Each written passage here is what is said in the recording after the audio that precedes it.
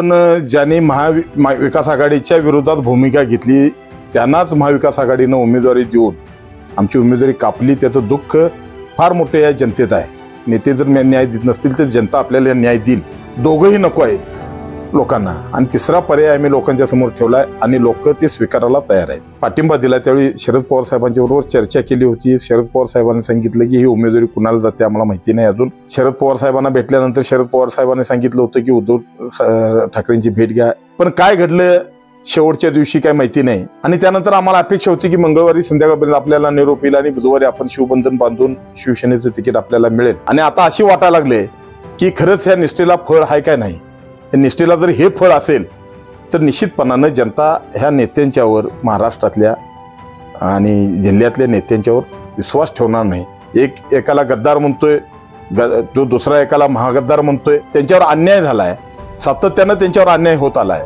ही भूमिका लोकांना पटलेली नसल्यामुळे निश्चितपणानं येवाय साहेबांच्या बाजूनं जनता दिसायला लागलेली आहे आणि सांगलीचाच पॅटर्न कदाचित राधानगरी मतदारसंघात होण्याची शक्यता आहे। आणि जे आकडा सांगतात 5,000 कोटी, ते कुठे दिसतच नाही। 5,000 कोटीची विकास झाला कुणाचा, तर जनता बोलते की विकास झाला, हा फक्त आमदारचाच झालाय विकास। माझे आमदार निवडणुकीपुरतं गोड बोलतात, निवडणुकीपुरतं पाठीवून हात फिरवतात, निवडणूक झाल्यानंतर एखादा कार्यकर्ता गेलं तो कोणत्या गावचा म्हणून विचारतात। प्रकाश आंबेडकरची काय फार मोठी पार्टी होती, प्रकाश आंबेडकरचे फार मोठे कार्यकर्ते होते, अशातला काय भाग नाही। जर निवडणूक यंत्रणा हातात घेऊन चालत जर त्या कर्मचाऱ्यांना जावं लागत असेल तर मग हे आमदारांनी काय विकास काम केली 10 वर्षात। नमस्कार, मी प्रवीण पाटील, शाहू न्यूज चॅनलमध्ये आपल्या सर्वांचे स्वागत। विधानसभा निवडणूक 2024च्या अनुषंगाने आम्ही कोल्हापूर जिल्ह्यातील प्रमुख कार्यकर्ते, प्रमुख नेते यांच्या मुलाखती घेत आहोत। आता आपण आहोत राधान तालुक्यातील ए.वाय. पाटलांचे खंदे समर्थक समजले जाणारे नेताजी पाटील यांच्या गावामध्ये। त्यांची थेट प्रतिक्रिया आपण आता जाणून घेणार आहोत। पाटील साहेब, काय सांगाल? 2 दिवस प्रचारासाठी राहिलेत, कसं नियोजन आणि विजयासाठी कसं पोहोचण्यासाठी आपलं नियंत्रण आणि नियोजन कसं आहे?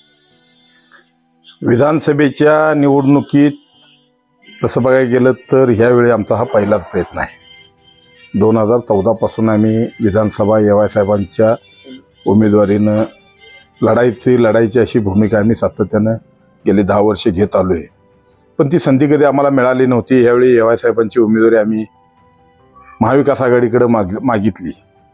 आम्हाला एक अपेक्षा होती की महाविकास आघाडीचे लोकसभेतलं आमचं मताधिक्य बघून, येवाय साहेबांचे प्रयत्न बघून महाविकास आघाडी आम्हाला संधी देईल असं वाटत होतं। पण ज्यांनी महाविकास आघाडीच्या विरोधात भूमिका घेतली त्यांनाच महाविकास आघाडीनं उमेदवारी देऊन आमची उमेदवारी कापली, त्याचं दुःख फार मोठे या जनतेत आहे। आणि म्हणून मग आम्ही यावेळी काही करून मागून मिळत नाही तर आपण जनतेतून न्याय मागू।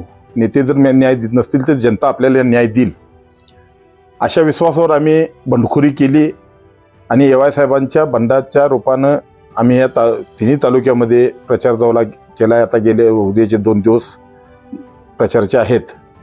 निश्चितपणानं जर या तिन्ही तालुक्यातलं जर वातावरण बघितलं तर खूप मोठा प्रतिसाद लोकांच्याकडून आम्हाला मिळतोय।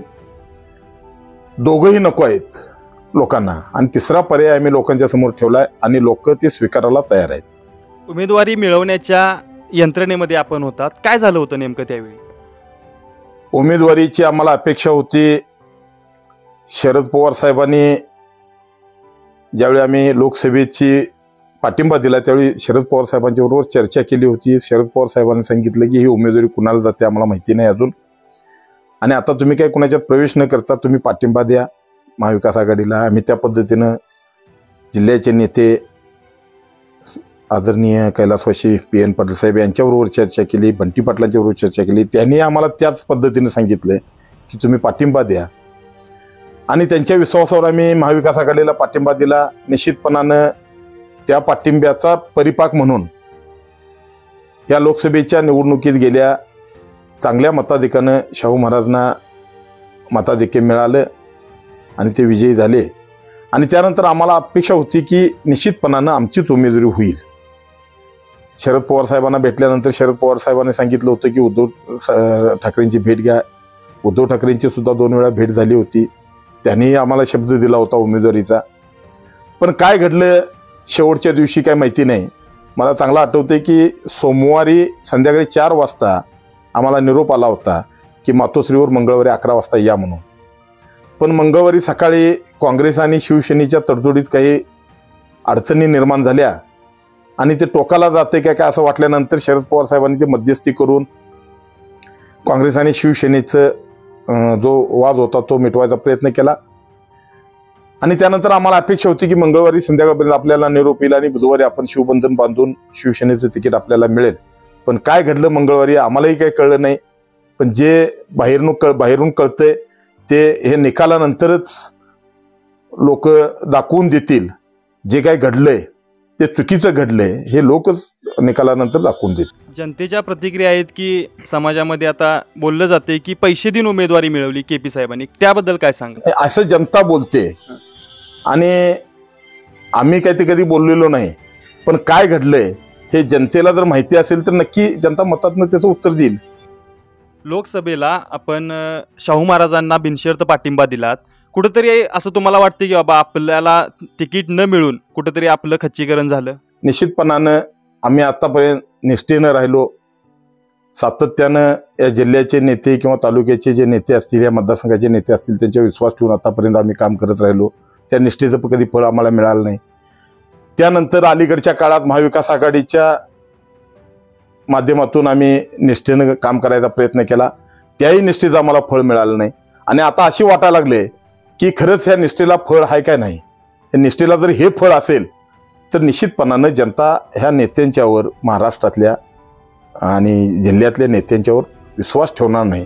जनतेची दिशाभूल करून जर कोण राजकारण करत असेल तर समाज त्या प्रवृत्तीला स्वीकारणार नाही. राधानगरी, बुदरगड आणि आजरा विधानसभा मतदारसंघामध्ये अपक्ष उमेदवारीसाठी AY साहेबांसाठी आपण प्रचार करताय. काय वाटते, कसं वातावरण आहे नेमकं AY साहेबांच्या बाजूने? निश्चितपणानं सुरुवातीच्या काळात आम्ही एकाकी लढत द्यायला लागलोय, त्यामुळे आम्हाला थोडंसं एक फार मोठं चॅलेंज वाटत होतं. पण जसजसा प्रचार चालू झाला तसतसा लोकांचा प्रतिसादही चांगल्या पद्धतीने मिळायला लागला. तालुक्यात थोडीशी वेगळी भूमिका आहे लोकांची की तालुक्यात लोकांना वाटतंय की काहीही करून यावेळी राधानगरीचा आमदार झाला पाहिजे. आणि बुजरगडची जनता लागली की किती वर्षे आम्ही राधानगरीचं ऋण घेऊन चालायचं, एकदा पैरा फेडूया अशी बुजरगडच्या जनतेची भावना झाली. आणि बुजरगडच्या किंवा आजऱ्याच्या लोकांना हे दोन्ही उमेदवार एकमेकावर जे बोलतात, एकाला गद्दार म्हणतोय, तो दुसरा एकाला महागद्दार म्हणतोय.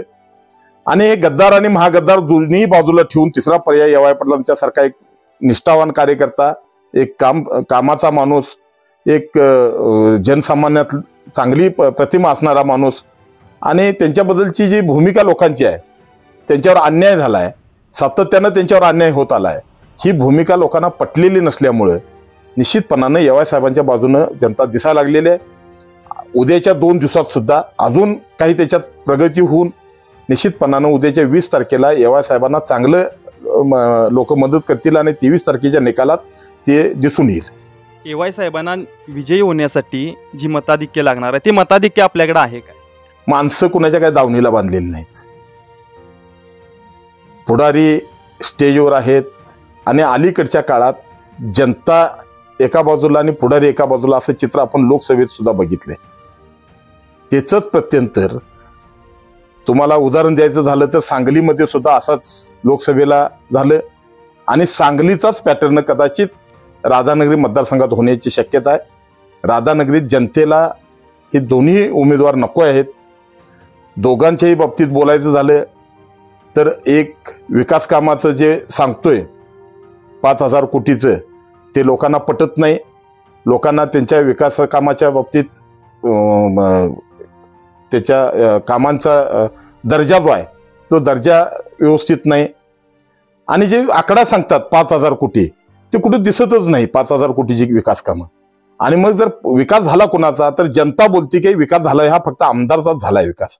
आणि दुसऱ्या बाजूला जर माझ्या आमदारांचं बघितलं तर लोक बोलतात की माझे आमदार निवडणुकीपुरतं गोड बोलतात, निवडणुकीपुरतं पाठीवून हात फिरवतात, निवडणूक झाल्यानंतर एखादा कार्यकर्ता गेलं तो कोणत्या गावचा म्हणून विचारतात.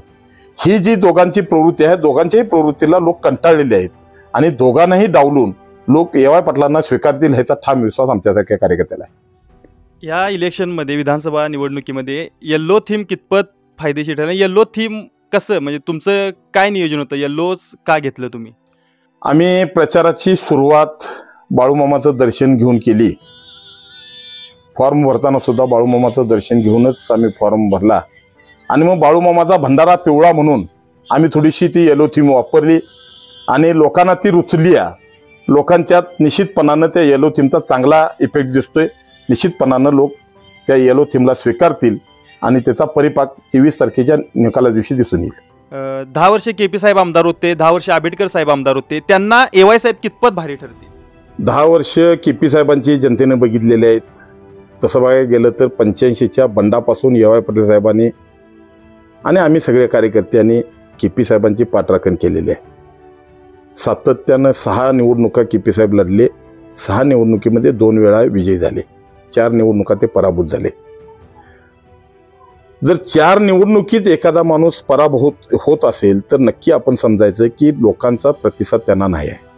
आणि तो का नाही तर त्यांची कामाची जी पद्धत आहे, काम सांगायला आलेल्या माणसाला उत्तर योग्य मिळत नाही, त्या कामाचा पाठपुरावा होत नाही आणि लोक त्रासलेत, कंटाळलेत आणि त्या त्रासातून कंटाळूनच लोकांनी 2014ला प्रकाश आंबेडकरला मदत केली. प्रकाश आंबेडकरची काय फार मोठी पार्टी होती, प्रकाश आंबेडकरचे फार मोठे कार्यकर्ते होते, अशातला काय भाग नाही. पण त्या प्रवृत्तीला कंटाळून लोकांनी प्रकाश आंबेडकरला त्यावेळी स्वीकारले. ते सलग 10 वर्ष प्रकाश आंबेडकर आमदार झाले. पण गेल्या 10 वर्षाच्या काळात प्रकाश आंबेडकरांच्या जर बघितलं तर विकास कामं जी शाश्वत विकास कामं व्हायला पाहिजेत. रोजंदारीचा प्रश्न आहे, अनेक वाड्या वस्तीत दळणवळणाचा प्रश्न आहे. अनेक लोकांना मी वासुंडलीच्या धनगरवाड्यावर गेलो, बेडीवच्या धनगरवाड्यावर गेलो, अक्षरशः त्या धनगरवाड्यावरून अजून रस्ते नाहीत. वासुंडलीच्या धनगरवाड्यावर तरी गाडी जात नाही अजून. ते लोक पायपीट करत खाली येतात आणि हे लोक विकासाच्या गप्पा मारतात. काल मी निवडणूक कार्यालयात एक मीटिंग होती निवडणूक उमेदवार प्रतिनिधींची. त्या मीटिंगमध्ये गेलो असताना तिथं त्यांच्या कर्मचाऱ्यांच्या चर्चा चालू होती की एका गावाला 4 किलोमीटर चालत जावं लागते. जर निवडणूक यंत्रणा हातात घेऊन चालत जर त्या कर्मचाऱ्यांना जावं लागत असेल तर मग हे आमदारांनी काय विकास काम केली 10 वर्षात? 10 वर्षापूर्वी आम्ही राधानगरला AY पाटील साहेबांच्या माध्यमातून त्यावेळचे तत्कालीन आमदार KP पाटील साहेब यांच्याकडे क्रीडा संकुलनाची अपेक्षा व्यक्त केली होती. ती सुद्धा गेल्या 10 वर्षात त्याची पूर्तता झाली नाही. आमच्या राधानगरीतला स्वप्नील कुसाळेसारखा युवक जागतिक स्तरावर गाजला, त्यानं देशाला मेडल मिळवून दिलं. असे अनेक तरुण या तालुक्यामध्ये, या मतदारसंघामध्ये खेळाच्या रूपानं असतील, अभ्यासाच्या रूपानं असतील, अनेक बाबीमध्ये अनेक विद्यार्थी पुढे येतात. पण त्यांना इथं साधन सुविधा मिळत नाही. ती साधन सुविधा हे गेल्या 20 वर्षात या दोन्ही आमदारांनी युवकांना दिलेली नाही. आणि म्हणून आमचा एक विश्वास आहे की AY पाटील साहेब हे सगळं करू शकतील आणि म्हणून लोक AY पाटील साहेबांना नक्की स्वीकारतील हा माझ्यासारख्या कार्यकर्त्याला विश्वास आहे.